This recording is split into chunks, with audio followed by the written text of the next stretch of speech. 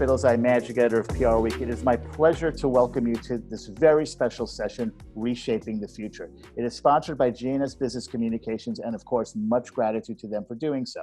Earlier this year, GNS unveiled its Reshaping the Future report.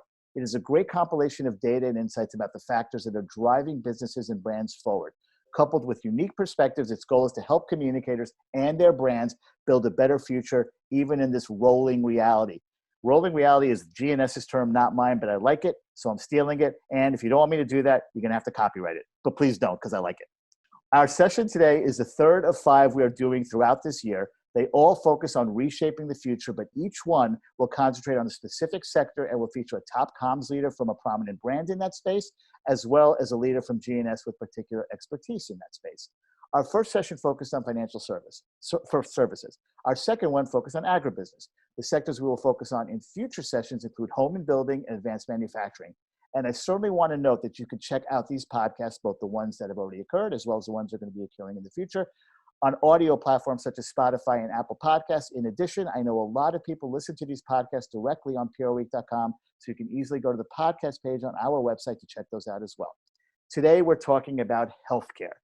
We'll look at the unique comms challenges and opportunities presented by COVID-19. We'll talk about healthcare inequality. We'll dig into the agency-client relationships in this space and much, much more. Of course, the key to any great discussion is a great leader with whom to have that conversation. Well, I've outdone myself in that regard today, as I have 2 such professionals joining me.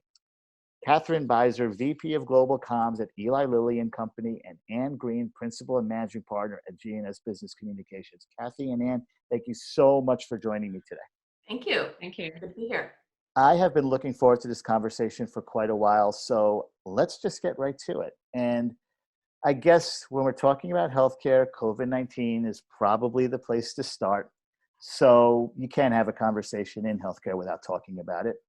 The healthcare sector, always one that has been closely watched, is clearly very top of everyone's radar right now, and that is likely to stay the case for a long time.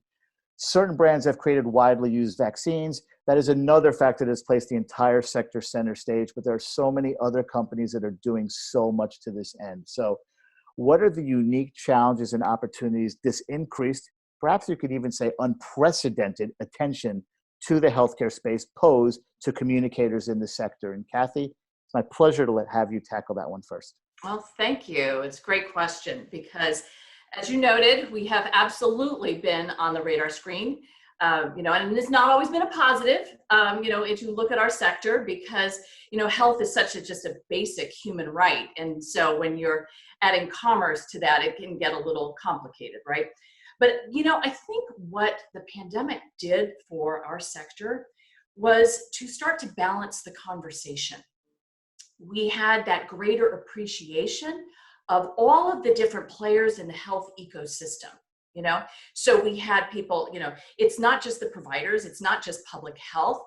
It was absolutely also a private sector biopharmaceutical industry. So all of a sudden people got a window into, wait a minute, what does this take? And why this is so complicated, and just started to understand and get that vocabulary. So I think that was a big thing. I think it started to balance it. I think the key for us in this sector is to figure out how to keep the balance going. Right? Because there's a lot to solve with healthcare, but it is an ecosystem, and it's not just one part of it that needs to get solved. So we need to continue that dialogue. But, as I see this attention, I see this focus, a lot of things did change for those of us in comms during this time. And one of those, I think, was the relationship with media. We were going through something together. And that was, they weren't reporting on us so much as they were staring at the face of the COVID, of the virus, right, in their face. And so we're all going through this incredible experience, and there's fear and there's everything else. So there was a level of partnership and education, and just it was exciting. The brainstorming we did, and how did we simplify, and when we got a great patient story, how we could tell that. We found just so much receptivity to that I felt like that benefited the public. because we were coming together to say, we have a public health crisis to solve. We have educational needs. We got to get people in to get treatment. We got to get them tested. So many things that we had to do. So I think the media relationship changed a great deal. And I think we learned a lot that we've got to be so simple. I mean, it is an incredibly complex thing. How many times did we rename this virus? Right. And we finally, SARS-CoV-2, and then you've got COVID-19, which is the actual, disease. And people are just like, what is this thing? So the sooner we could simplify and how we could do that. I mean, we had to start applying some of the principles that I think other sectors use, but like we even, dare I say, we used a little humor once. When we introduced our emergency use authorized neutralizing antibody, let's just say it's a very complicated name to say. Kimmel and Colbert had a field day with it, right? And we actually put up a card on our Instagram with a phonetic spelling of it. And it basically said, science is hard, and so is the name of our new neutralizing antibody. We're here to help with both. I mean, it was one of the most highly, people just loved it. They interacted with it. And then you're like, oh, okay, I get it. I get how to say that. So I think there was a lot that we had to change. And then I would say, lastly, I think health is going to be part of every communicator's sort of messaging or conversation, no matter what it is, from climate change to culture. We're going to be talking about the health impact because people are just so much more sensitized to this than ever before. Kathy, that's terrific. And, there's so much that you said that I could follow up on, but the way I'm going to go with this is you spoke about an ecosystem. Anne is part of that ecosystem. So it's my turn to turn it over to Anne to follow up on that. So Anne, the floor is yours. So much great stuff, Kathy. I love hearing your perspective on that. And that's a wonderful way to use social media. I think, to demystify and let people have fun with it and engage and make it more accessible. But yeah, in terms of lessons learned, absolutely agree with you on the media about the importance of the ecosystem of healthcare. And I'm sure we're going to talk about that more in a minute. I think the other lessons learned is, from my purview, it really amplified some of the larger challenges we have in society around trust and belief. So issues like confirmation bias, politicization, partisanship, even beyond COVID. I mean, I think it amplified the fact that this is, as communicators, probably our single biggest challenge.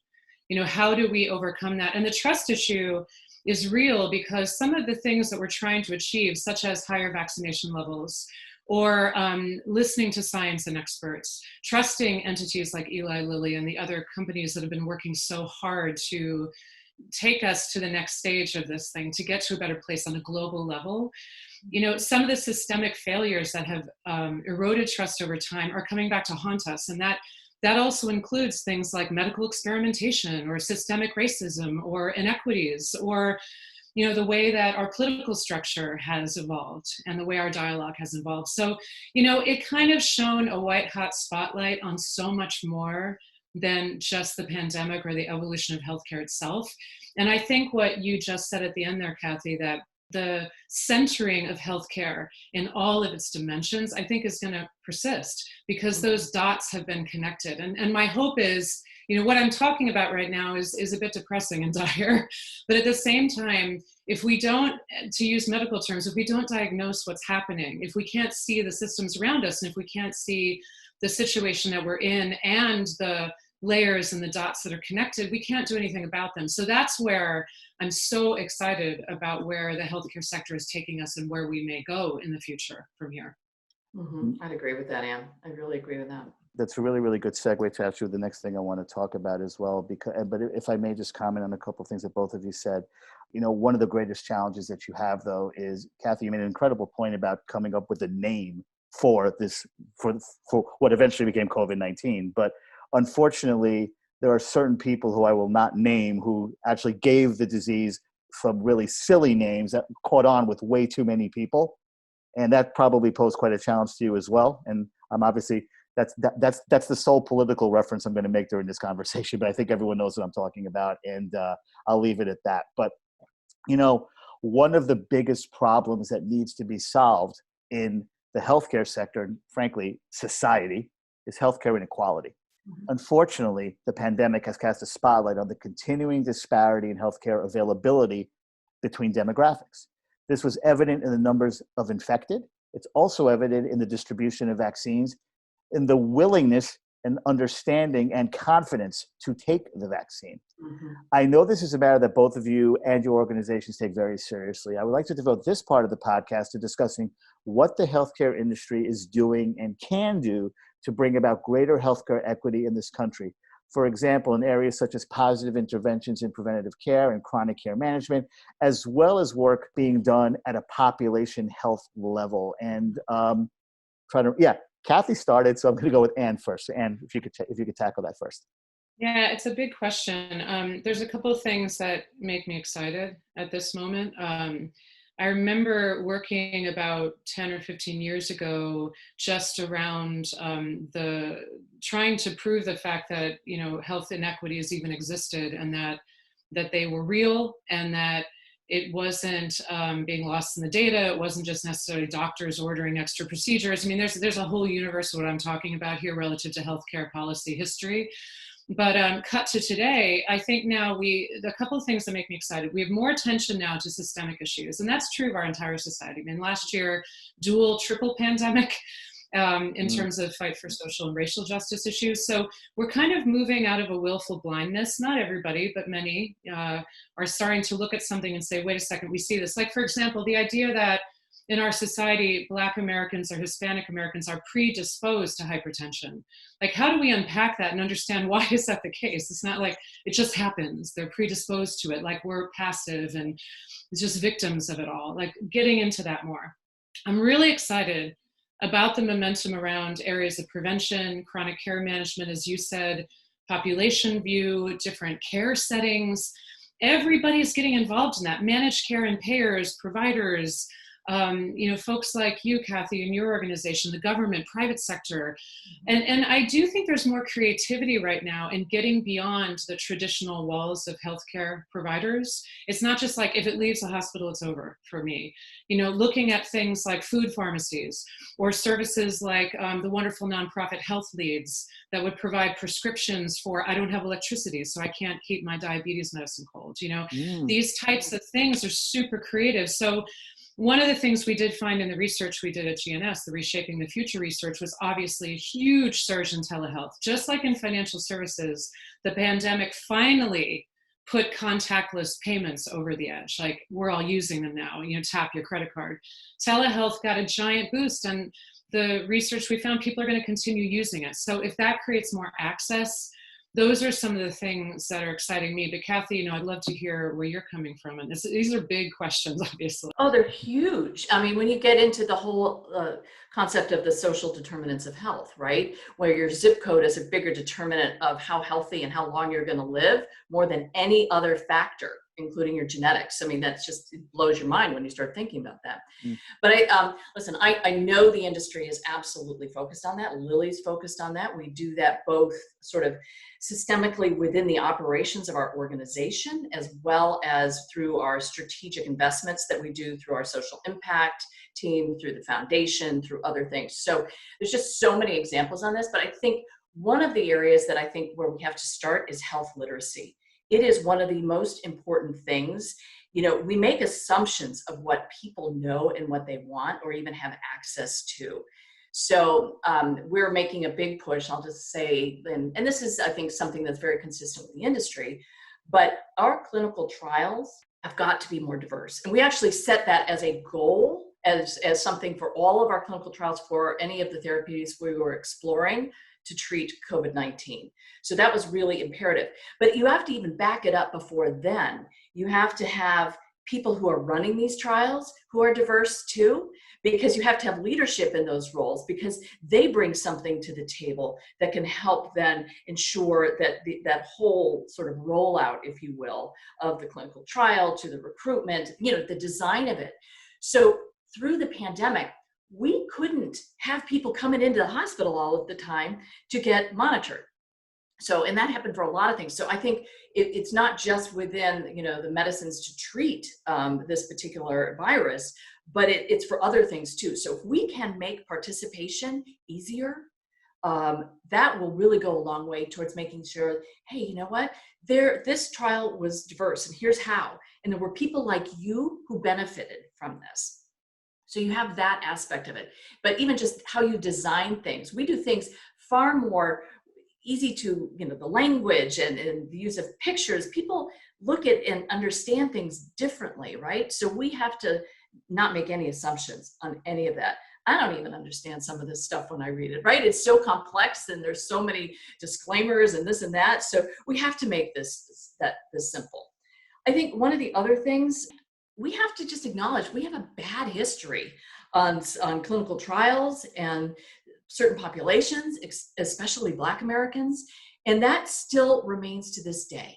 We know it's out there. So, I mean, we made a particular effort on that. All the medicines to treat or prevent COVID-19 are authorized under an emergency use designation by the FDA. They are not a full approval. So that is also part of the reticence, right?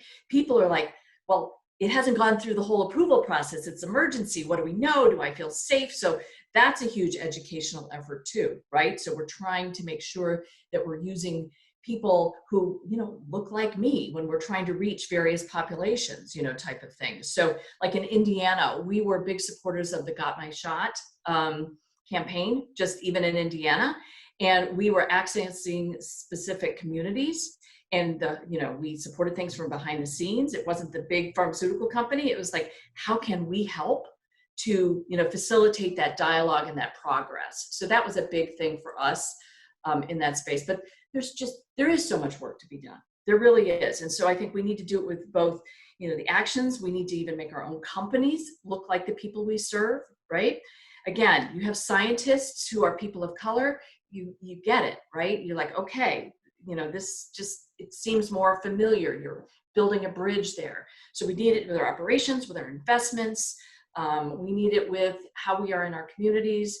And we need it, in how we develop the medicines and get them to people. So those are the areas I think that we are particularly focused on, although I know I have a laundry list of, a variety of things and that can talk about the various programs and things that we do all over the place.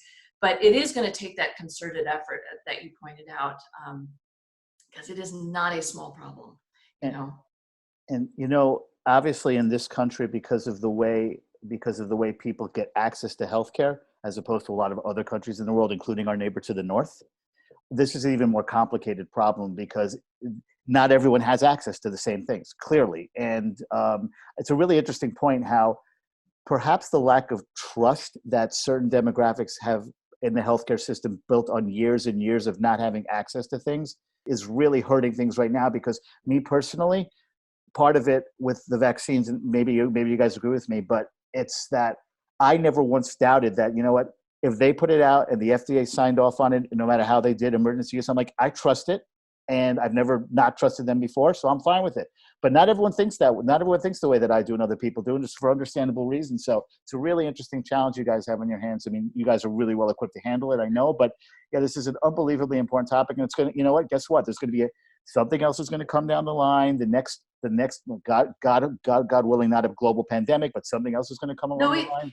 There will be. There are things that are going to happen. You're talking about multi-drug resistant strains of bacteria and things like that. That frankly scares me much more than COVID-19, to be honest with you, because I won't go into that. It's a long story, but I think what also the pandemic, we realized the unevenness of healthcare around the world and how bureaucracies of various nations actually slowed some of the development, like the progress that we wanted to make in getting people either vaccinated or getting, some of our treatments into their hands, even to make donations. Things just take time because even if you wanted, so we have one drug that helps once you're hospitalized with COVID-19. It was an existing product that we had that we did the research on. It's for more serious cases. We wanted to get that to one country that was having an incredibly difficult time, right? And just massive. And it wasn't approved for that use in that country. So you're having to jump through so many hoops. And I think one of the things that we need to do as a global community is to figure out how does that pandemic or any other response become much more unified, and so that we can get these life-saving treatments into the hands of people much more quickly. Because it's not, we could airlift something tomorrow. That's not, but we can't get it in to a country without that kind of approval. So that's one of the things that I know leaders of companies and governments are actively looking at right now. So, because it's not a question of if, it is a question of when we're going to be dealing with this. We know this. Anne and Kathy are already proving that my wisdom in choosing guests for this podcast, are they not? I think they are. But let's move on to the next question. This is going in a slightly different direction, but very important, and I know something of great interest to everyone out there, because most of you out there watching or listening to this either work at an agency or a brand, right? So this is going to be a real interest to you. We have a great in-house leader in Kathy. We have a great agency leader in Anne. So the past year plus has been quite challenging for many PR agencies, obviously. But the one practice area that has actually grown for most of them, if not all of them, is healthcare. And I suspect healthcare is going to be a practice area that will be among the most lucrative for agencies going forward.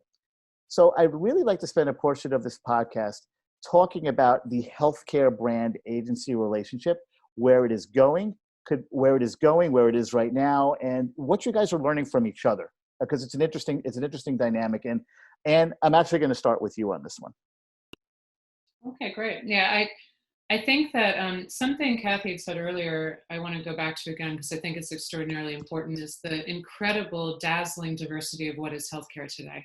It touches so many things, and in my early days when I worked at Burson Marsteller, I got to work with some of the pioneers of healthcare PR who had done some of the earliest work in pharma, the early work on FDA approvals. And I feel like in those years, there was sort of a sense of healthcare PR was primarily that kind of PR. But the communications landscape now relative to what healthcare is so many things. And it touches on and relates to so many other sectors of work and so many other evolutions. I am a generalist by background, but I have a lot of depth in healthcare, a lot of depth in financial services, a lot of depth in technology. And the older I've gotten in my career, which is about 30 years now, the more these have all come together. And that's super exciting. So I think that from the agency and brand relationship, first of all, there's so many different types of entities to partner with and that need communications assistance that are touching myriad aspects of the health landscape. It could be heavy tech, it could be very much wellness focused, and everything in between. It could be FDA, everything in between. But I think the other thing that's very exciting too is that the integration of the approach, that you need really all the disciplines at the table. The lines are blurry between what kind of agency does what now, and Kathy is nodding because we're all trying to manage this. But my colleagues at GNS, I love to have the digital and creative colleagues at the table, all of us coming together, and also with other agencies and other partners and in-house partners, out-of-house partners. You have to have this symbiotic relationship where you're all coming together, because every channel matters. The audiences are so diverse, the information flow is so diverse, the challenges are so diverse. And it's a lot of fun too. It's hard, but it's a lot of fun as well. So, those are the things I would say, the multidimensional aspect and the really integrated aspect, where all the disciplines and the minds need to come together to solve some of the most important problems of the day. Kathy, obviously, and if you check it out on LinkedIn, if you don't believe me, but clearly her career spent a lot of time at agencies in very senior level roles, and now obviously some of the biggest brands in the world that she's leading communications on in different sectors as well, not just healthcare. So Kathy, you, more than a lot of people, probably have a very interesting perspective on the agency-client relationship, because you've been in the middle of it from both sides. So. Yes, and I suppose sometimes that makes me a particularly challenging client, because I was an agency person, so I know exactly what I need, when I need it. No, I'm just kidding. But I do think sometimes I am pretty directive, but I think I value our agency relationships tremendously. And I think where they are particularly successful is when I have just like sort of a kitchen cabinet of very smart people that I feel like I can, just reach out to, on a very frequent or infrequent basis. But I think that we're constantly thinking and brainstorming together, trying to peer around those corners. I need people who have been there, who have sat in that hot seat in some respects too. It is often very exciting to me to meet an agency person who had a stint on the corporate side. I mean, when I went from the agency side, I was like, okay, I can do this for a few years. And then if nothing else, they'll say I did it and then I can come back. Well, it turned out I loved being on the corporate side. But what I realized is what my corporate clients, they weren't slow. They weren't like condensed. They weren't all these things that, maybe I might have, had said after a particularly frustrating afternoon as a agency person, which wasn't true. But it's just, there's such a different dynamic when you're in-house. There's so many other things that you are engaged in that what you have to be part of. And so getting that dynamic set right with the agency and like how you need to, I used to be like, I wrote this fabulous counseling memo and nobody responded.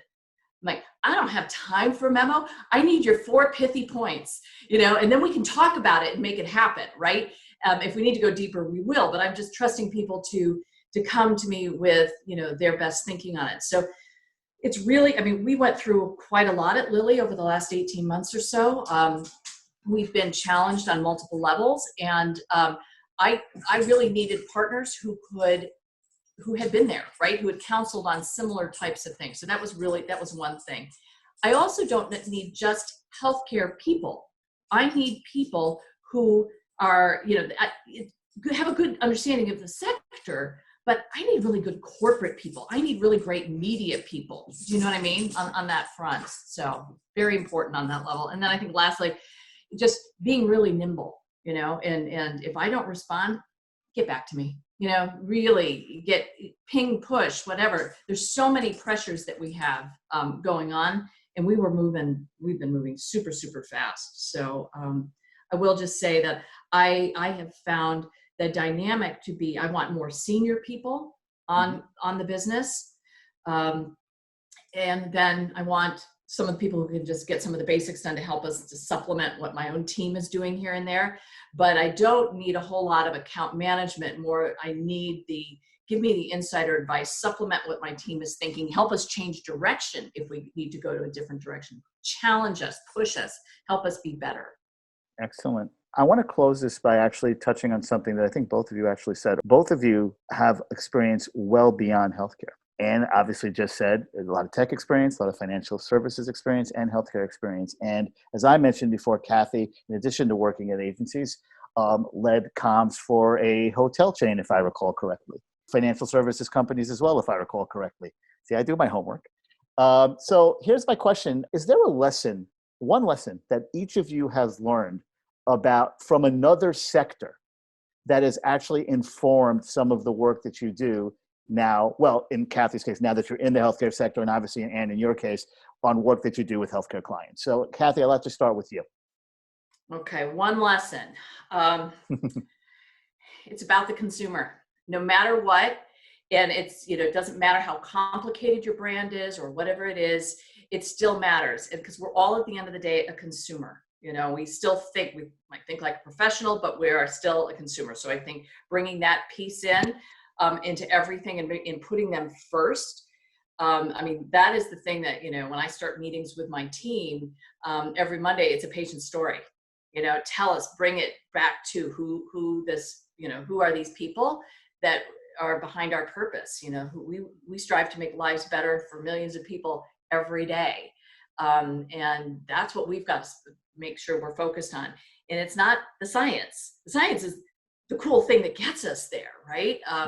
And the exciting thing, and I get really jazzed when I talk about it, but I have to do it in a way that's accessible. So I think that's one thing I learned from other areas. In financial services, it's money. Money's like, nobody wants to talk about money. It's the thing it's the bad conversation. If you're raised in certain families like mine, we never talked about money. But yeah, you have to have financial literacy, right? The same type of thing. So it gets back, I think, to health literacy. It gets back to keeping things super simple, accessible. And oh my God, it's got to be beyond the press release. That is one thing that, our sector loves. because we have obligations, certainly, but we have to have this dynamic storytelling just like any other, CPG, right? I mean, it's just company, it's the same thing. We've got to be thinking that way, obviously within the confines of our sector. Well, if it makes you feel any better, my family doesn't have any conversations about money either, but that's because we don't have any. We didn't know it. We didn't know if we did or we didn't growing up. Well, I do know, and I don't have any. And what have you learned from other sectors that has really helped you inform some of your work with your healthcare clients? Yeah. Well, I love Kathy's. I mean, that putting yourself, it's sort of like in the tech space, the UX, what's that user experience, but what is that experience of the human being on the other end, even if you're a B2B, B2B2C. I love that. We have to keep that in our heart, especially in healthcare. I think for me, working across sectors, and I love specialty, I love to go deep. I'm a frustrated academic, I think, but I also love multiple things. So intellectual curiosity, and also just the recognition it is all interconnected. Like I said, working deep in multiple sectors over time, I've watched them converge and converge and converge. Having the ability to launch mobile phone brands in the US and understand not just the consumer side of it, but the nuts and bolts of wireless and what it means to be truly have mobile platforms is feeding me so much right now as we see the actual realization of telehealth, and EMR is finally developing to a point where I can make appointments online. I've been raving to friends who think I'm insane about some of the platforms that Langone and Weill Cornell have finally stood up with MyChart and others, because the realization of this stuff, it's finally here, and it's going to get better and better. So I think that if you can have the passion and intellectual curiosity for a lot of different topics, which a lot of professionals in our field have, that's why we got into it, right? You didn't want to just do one thing all the time. And even within the corporate side, I mean, Kathy, there's a universe you're touching every day, even within one company. So I think that knowing that that intellectual curiosity will fuel you, and then recognizing it's all interconnected and looking for those connections, I think that's what helps you be the kind of counselor that ultimately, Kathy, you're talking about. Like, that's what we seek to be, is that kind of counselor. We hope to be, both for our ultimate end users and then for each other in this business. I have to say, conversations like this are why I love what I do. It's really, really great to talk about topics like this with two brilliant leaders. And I'm surprised you're a frustrated academic, because you should be a professor. I mean, you would be great. I would take your class if you pay for it, because again, I don't have any money. Or maybe go to a state school or something. But anyway, but in all seriousness, look, this is a topic that clearly we could have spent hours on, days, weeks, years. I mean, it's healthcare. It's all around us. It means everything to us. And I am somewhat buoyed by the knowledge that we have people like Anne and Kathy in the space who are helping companies do some wonderful things and get those messages out and solving some of the most important problems of our time. So that was really, really terrific, guys. I really, really appreciate the both of you, Kathy and Anne, for taking the time from your, what I know are very, very busy schedules, to speak with me today. And of course, thanks to GNS for making this event possible with its support. And thanks to all of you out there for joining, whether you're watching or listening or both. I really do appreciate that as well.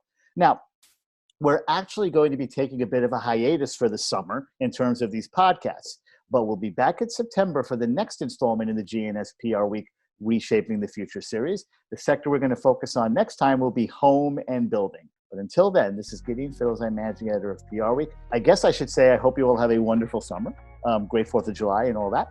And of course, I also wish you to have a great rest of your day. And again, thank you so much for tuning in.